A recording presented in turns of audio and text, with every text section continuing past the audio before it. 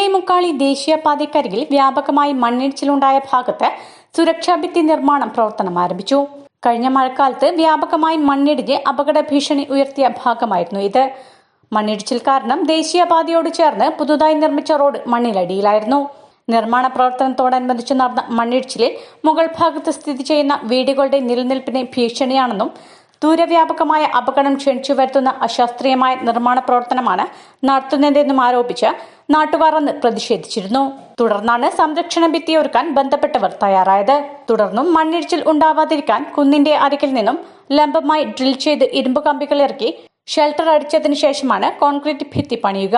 തമിഴ്നാട്ടിലെ പവായ് കമ്പനിയാണ് നിർമ്മാണ ചുമതല ഏറ്റെടുത്തത്.